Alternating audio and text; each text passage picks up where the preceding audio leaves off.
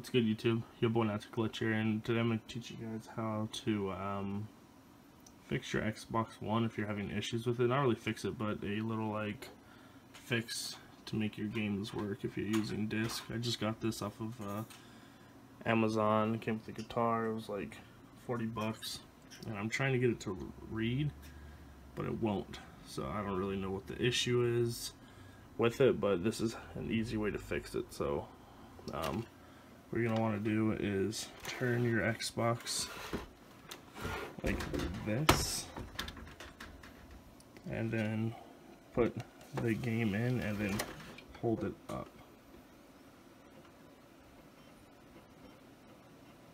That helps it click into like what it's supposed to, like the little slot of the reading thing, and as you can see, it's now installing the game.